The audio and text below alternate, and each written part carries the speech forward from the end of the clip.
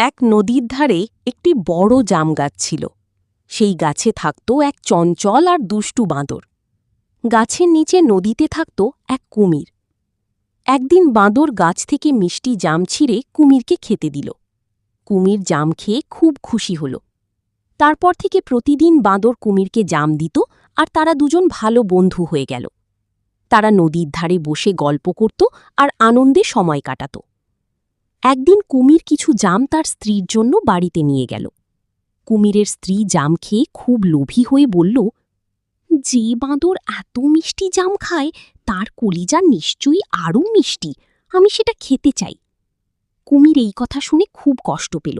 সে তার বন্ধুকে আঘাত করতে চাইছিল না, কিন্তু স্ত্রীর জোড়াজুড়িতে সে রাজি হয়ে গেল।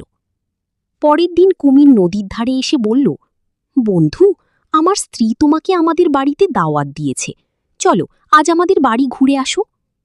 বাঁদর খুব খুশি হল। সে কুমিরের পিঠে চড়ে নদী পার হতে লাগল।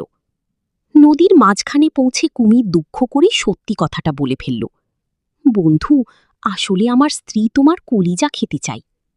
বাঁদর খুব ভয় পেল, কিন্তু সে ছিল খুব বুদ্ধিমান। সে সঙ্গে সঙ্গে বলল, আরে তুমি আগে বলনি কেন? আমি তো আমার কলিজা জাম গাছেই রেখে এসেছি। বোকা কুমির কথাটা বিশ্বাস করে আবার বাঁদরকে গাছের কাছে ফিরিয়ে আনল।